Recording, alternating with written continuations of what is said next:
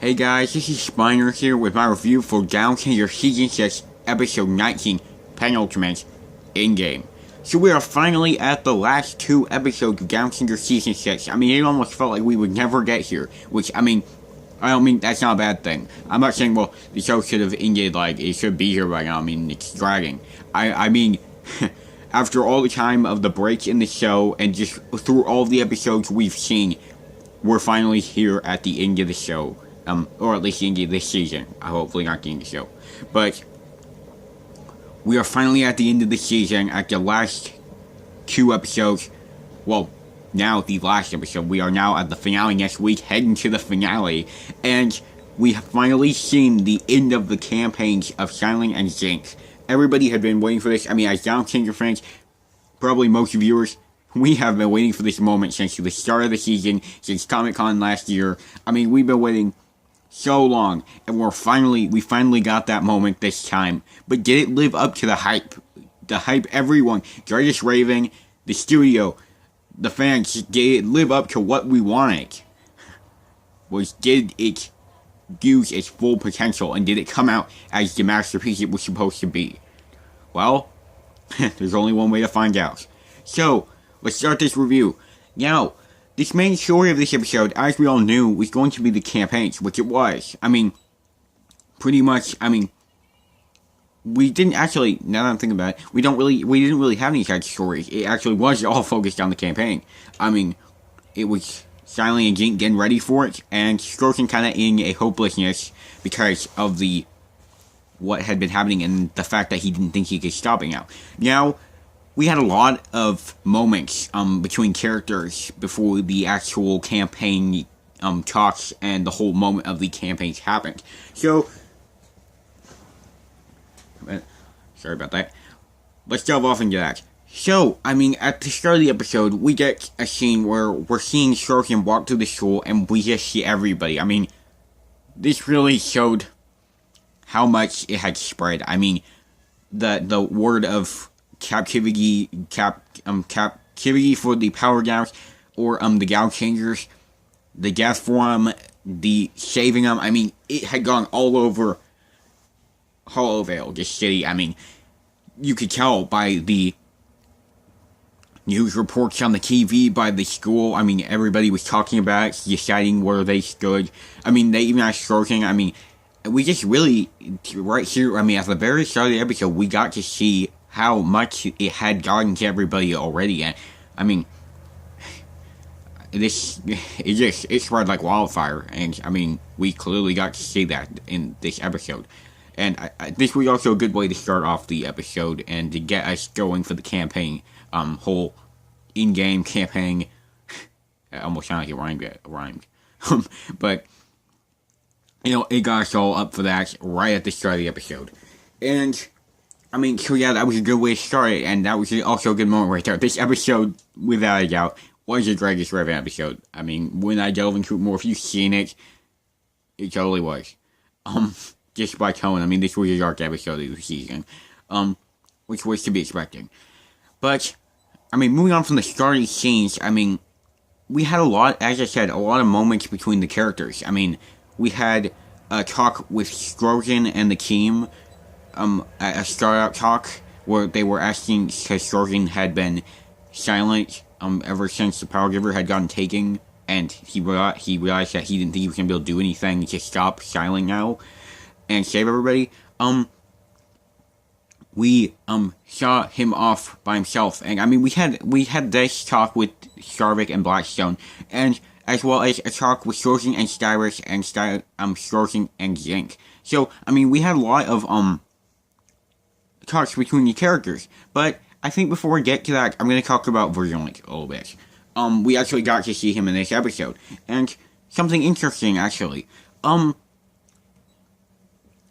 it switches over to his side, we see him kind of sitting down, I believe he had the news on, and we see him, basically, thinking about a flashback, I think, thinking about something happening in his past. It was a flashback, and we see Virulent arguing with his father. Apparently he stole some money and some medications for his brother, who apparently has some kind of problem. which they didn't explain entirely, so I'm kind of curious about that. But, I mean, I didn't even know Virgil had a brother, but, I mean, I thought they had mentioned it one time in the past episode, I thought, but I don't really know, and I don't think, I mean, I've heard that I don't think there was, so I don't really know how I got that, that thought of thinking that he might have mentioned his brother before, but anyways, I didn't really know, because I had kind of forgotten about that, if there was any moment in the past, but this scene, for starters, had a lot of emotion in it, a lot. I mean, it was filled with emotion, sure. I mean, you could tell from Virgil's father, from him, and from the moments where he goes and talks with his brother. I mean, there was a lot of emotion here. There was a sad feeling. There was it's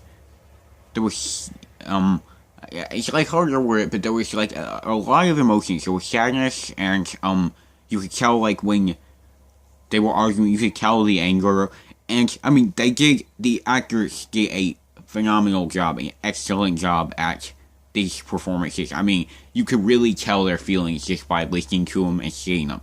I mean, it was just a really fantastic job from the cast at this scene. And I mean, this scene, after we see him talk to his brother, we it kind of cuts from it, and we don't really get an explanation of what this meant. And now I have a theory. I'm thinking that possibly the reason Virgil is helping Silent is because Silent might be paying the money for his brother, and that's why he's helping him, basically, because even if Virgil is gonna die, he's doing it for his brother, and I think that's maybe possibly all he cares about, is that he wants his brother to be healthy and all fine again, and it doesn't matter even if it kills him. I mean, that's my theory. I don't really know if this is what's happening. We didn't get an explanation. I'm sure we will in the finale, but it's interesting to think on it, and I mean, that theory to me is interesting. It's an interesting idea if that's the case. It makes sense, and I can see it. But yeah, I mean, overall, this was pretty interesting. I mean, the actors did a excellent job, and we got some really great writing in here. Really good scenes between Virgil and his brother, and I mean, this was excellent. A really good addition to the episode. But yeah, I mean, I hadn't seen it coming, but it was really interesting. And I mean, the moments after we got Virgil talking to Silent, I mean, that also kind of made me suspect it a little more. But although he was kind of acting like they had lost things, so I don't know if his brother's possibly dead.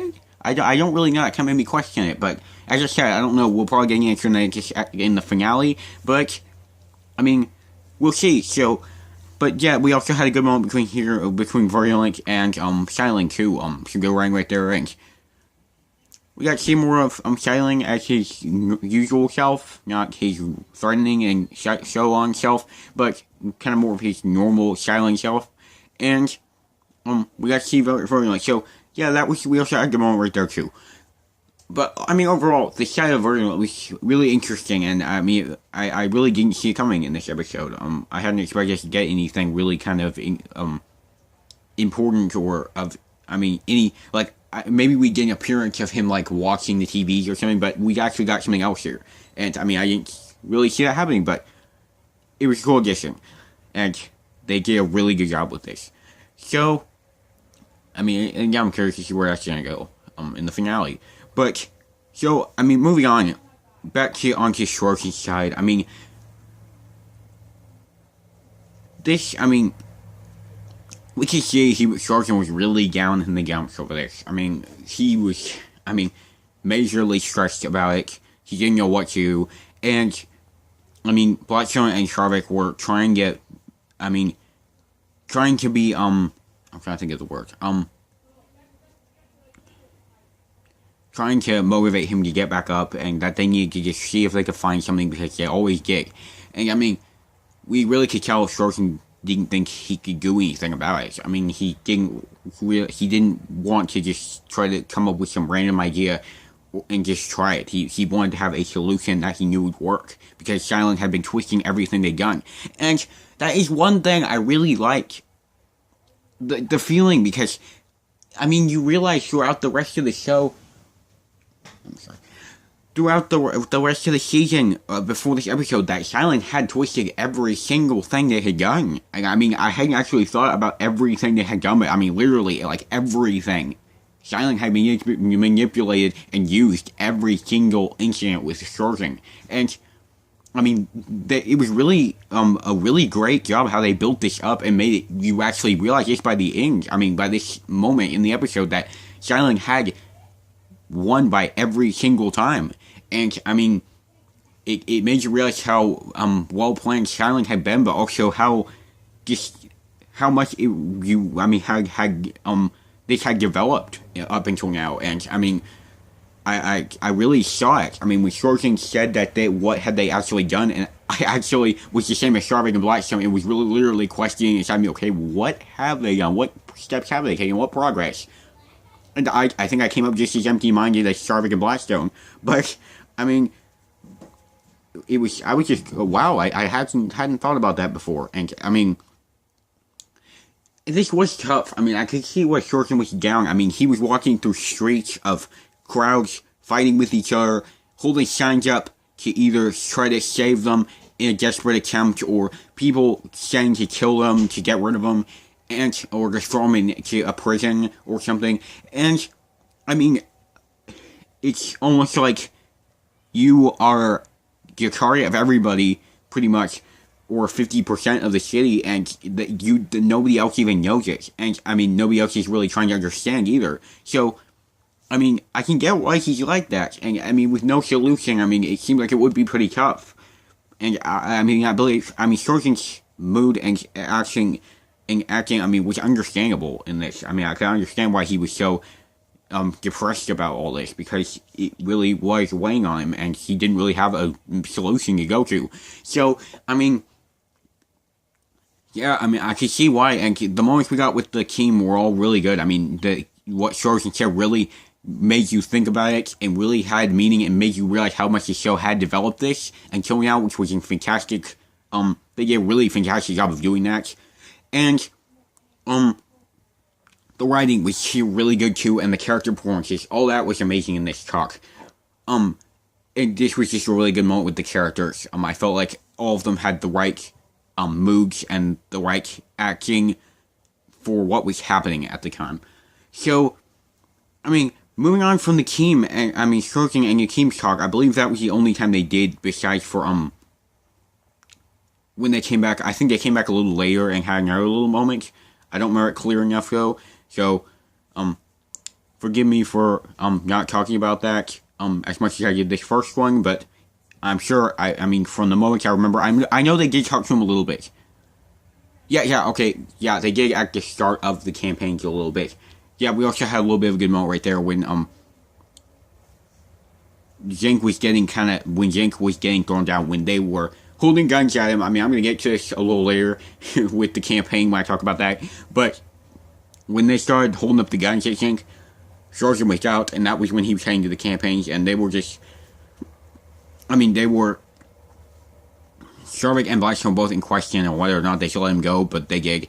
And I mean, I can see why, if they're holding guns at his father now for just trying to save people, and, I mean, Shorten was probably kind of peeved. So, I mean, with how he'd been, I mean, he was probably like, okay, I'm done. I want to put up just an attempt at trying to give these people some feeling.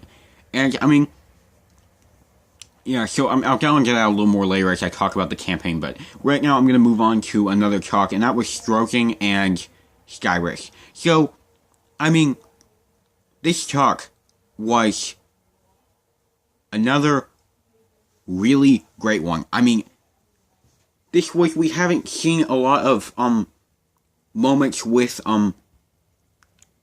Skyrix and Stroking for a little bit now. I mean, they haven't really had a lot of talk moments. Yes, they've, said things to each other, as in, like, when I mean, we had some good moments in the Skyrix and Stroking episode. I will say that. That wasn't that long ago. And, I mean, we did have some good moments then, but, I mean, we haven't had a lot of ones, specific ones like this. And, I mean, in the season in general. And, I mean, this one we had right here was really good. I mean, it was Cyrus coming back to talk with Stroken. He knew how he was. And Stroken just believed he had failed. He had failed Cyrus and everybody, and that he wouldn't be able to save them. And Cyrus was here, basically, putting a hand on his shoulder, literally, and just telling him he didn't fail him, and that he still believed in him, like Stroken had believed in Cyrus. And, I mean, that was a really good bit of writing right there. I liked that a lot, because that was the truth. I mean, with this whole Skullspine situation, he let Cyrus do what he had to and what Cyrus felt was right. And here, Cyrus was in the same boat, just switched around, where Stroken was the one in trouble and Cyrus was the one who needed to help him. It was a switched order, and that was a really good bit of writing right there. I'm glad they included something like that, because that made just have a whole lot more feeling, and it was just a really emotional moment between Cyrus and Stroken, and I felt like we needed that with this, and I'm glad we got it. It was just a really good moment, and I'm glad we got that included with the really good writing and performances we had here. I just felt like we would have missed an opportunity if we hadn't had this scene. So, yeah, really good writing right there, character points, I loved that scene. So, moving on, I mean, we had another talk. I mean, there was a lot of character moments, like I said, and this wasn't a bad thing. I mean, I'm not gonna say, well, man, there was too many character moments, it was too jam-packed with people talking, and that was boring. It wasn't, because all of these talks had meaning to them, and they were required because of what was gonna happen. I mean, for pity's sake, this was a campaign that if Silent had won, he would be killing everybody. Blackstone, Sharvik, Stroken. I mean, Jink would be the only one to remain. So, this was a moment where they needed to talk with each other. This could be the last time they did.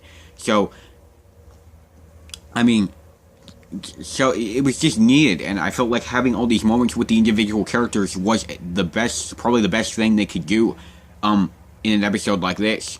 So, I mean, yeah, they were definitely needed, and I'm glad we got all of them.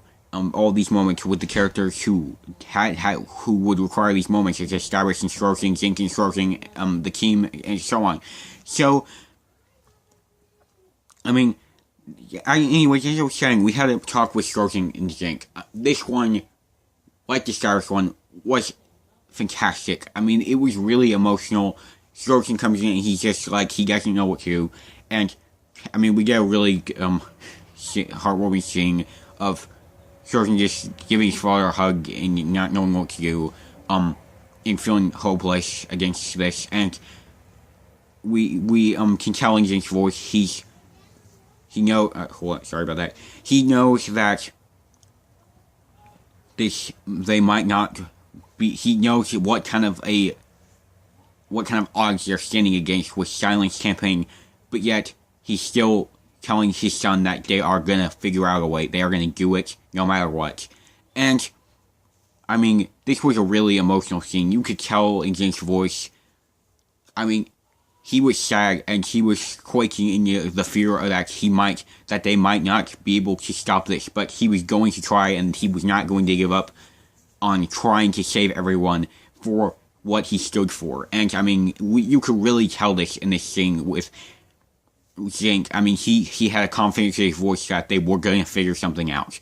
And, I mean, this was just a really good father and son moment with Stroken. I mean, I felt like it was good for Stroken to go down to his father for, basically comfort because of what was happening, and Jink basically telling his son that, as a father, he was gonna figure something out and that they were gonna save everyone. And it was just a really fantastic moment. The writing, once again, was excellent, and the acting was amazing. I mean, the character moments really made this episode what it was. I mean, the campaign side was, its own thing as well, but I mean, these character moments before that happened just really built it up, because it felt like everyone was preparing for the oncoming doom that could happen, during this campaign, and it was just, it was just a really powerful thing, with this campaign's rising, with the streets, the crowds of people going at each other, on their sides, Zinc and Xiling just on their own sides, the public standing against each other. I mean, it was chaos, and I mean, everybody was just waiting for that moment. I mean, that it had been months and building up to, and it was just, I mean, it was a tough thing, a tough situation for everyone, and I mean, it was really great we got these character moments. I felt like they just really would have been a really big missed opportunity if we hadn't gotten them. I felt like we really got all the character moments we needed in this. So, I think that leads me to the campaign. I mean, all I can say is, wow. I mean, when we got into this, the intensity rose as Xiling stepped on the stage. Zinc, I mean, the intensity was huge. I mean, I haven't felt the intensity in a Galaxy episode in quite a while. I mean, the fight with Skyrus and Skullspine was also intense, but I mean, this level of intensity for this kind of a situation was almost like I was literally watching this in real life, and like I was gonna be one of the people who was wanting one of the sides to win. I mean, it really felt real, and I mean, they did a spectacular job at doing that and giving it a realistic feel. And through the numerous talks, I mean, of Zinc standing through the hopelessness and just trying to reach out to his side of the public and to the people out there that they needed to save the Galaxy Changers, and Xiling standing against him and showing off the footage of the disasters that had occurred and telling everyone that the Galaxy Changers had been the reason that their families had died, that their children would be next. It was just a really strong moment. I mean, really powerful moments of emotion and intensity. And I mean, as the votes dropped and rose, I mean, you were like, wow, I mean, which one's gonna go? How's this gonna run? I mean, it was extremely intense. I mean, it was, and I mean, the intensity so worked for this. I mean, the moments of, I mean, this was like a real, election. I mean, you had both Zinc and Xiling just going at each other, trying to tear each other's votes down, and seeing who could achieve that victory in this campaign. And, I mean, it was just really powerful watching as the crowd switch sides, and, I mean, we got to a point where Zinc dropped heavily, and this is the moment when some people even started pulling out weapons at him, and throwing things onto the stage at him because they want him to get off because Xiling was going to win and that was what they wanted. And I mean, there was times where, I mean, you could really tell the emotion came through because you realized how much how heartless some of these people had grown for people who were trying to help them, for superheroes, for heroes, down changers, and such who were trying to help, and these people weren't respecting that at all. That this is what they were trying to do, even if they had hurt hundreds of people unintentionally. I mean, they were still trying to help everyone, and I mean, to see these people basically just heartlessly telling them to kill the people who were just trying to help them. I mean, it was really emotional, and it was just a powerful feeling in this. And I mean, you even got to the point in the campaign where you were like, come on, people. I mean, don't you see that this? I mean, I was like Zinc. I was like, I mean, I would be like standing up on the stage. I would be saying like, come on, people. I mean, can't you see that this is not the right way? Can't you see that these people are heroes, that they were trying to help? But I mean, Xiling had a really strong way of manipulating the public to what he wanted, and I mean, he let them have his own opinion, their own opinion. I mean, he didn't make them have it, which I mean, I think was better for Xiling because he's not the kind of one we see normally to go on automatically forcing everybody to want to go to his campaign, because Xiling's whole motive this time had been to let people choose their own side and just try to manipulate them and deceive them into believing more and more that the Down Changers were an enemy and Power Downs alike. So, I mean, Xiling had a powerful campaign here, and I mean, you could understand what he was getting at, but it was just, you were like, okay, I mean, they are trying to help, and I mean, it was just really powerful. I mean, it was a spectacular, these speeches and such were spectacular. I mean, and when Zinc had to get off the stage, I mean, I got a feeling of just hopelessness. I mean, I really didn't know how they were going to stand any further. But, I mean, how they were going to get on up to the stage any further. And, I mean, that is when Scorpion came in, from the moment I talked about before of where he left the team. Scorpion came floating above as people were basically cheering him down as not cheering him down as like, yeah, come on, yay, Scorpion. I mean, some of the people on the saving side might have been doing that, but we didn't see that. People on the negative side were, booing him down basically, and we saw him going to the stage in just a desperate attempt to reach out to some people. And, I mean, surprisingly, to my surprise, I honestly thought Scorpion was going to go there kind of beg for some mercy, and nobody was going to listen, and he was going to fail, and that was going to be the end. But we actually saw some people, when Scorpion actually tried to tell them,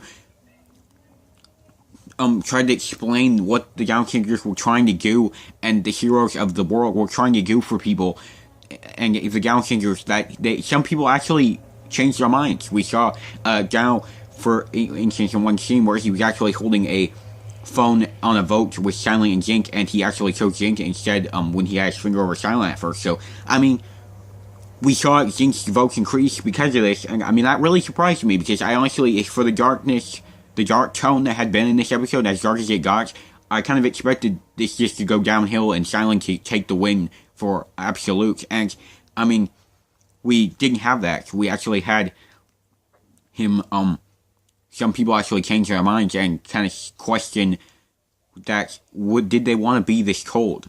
And I was glad to see that some people actually switched sides and were actually realizing that maybe they were going a little bit harsh and a bit tough on these people, because they are Gaos, and they are the same. They're just, we're giving different abilities and different powers than different things than everybody else. And I mean, and I like we got some people questioning their side, but I mean, with the announcer in the background, the announcer kind of the man of the campaigns, kind of telling them who was winning at the times, and Silent and Zink doing their talks. I mean, that was really powerful. I mean, it was really emotional and tense.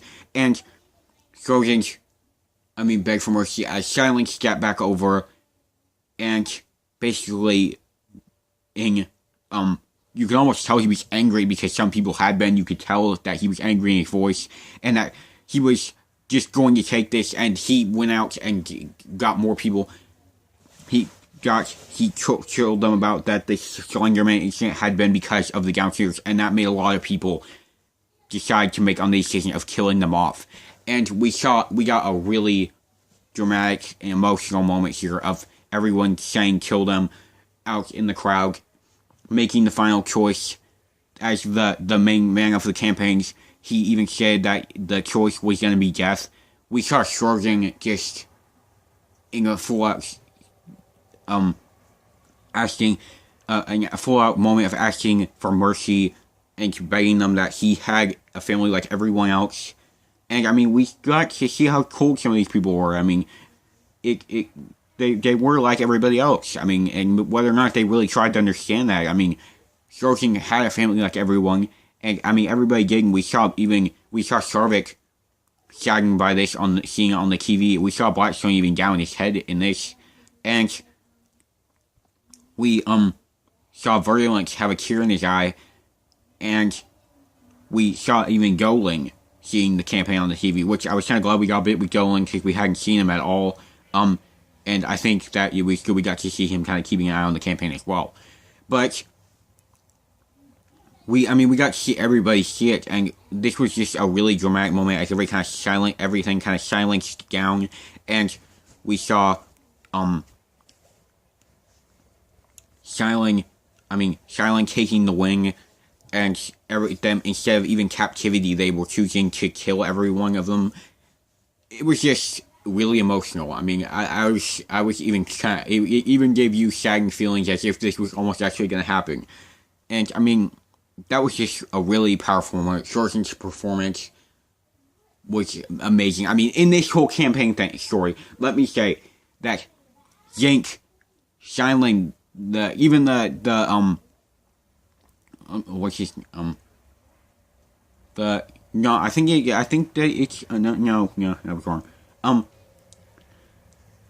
I'm just gonna say the main guy again of the campaign, because I don't remember, I don't know what you call that. Maybe the announcer, I'm not sure, but I always call him that. The announcer, Zinc, Styling, Sharking, even the crowd, the performances here were phenomenal, award-worthy, spectacular. I mean, this was some of the best we had seen from all these characters, in the moment of this campaign. They were just at their peak, at their best, and their top performances in this season.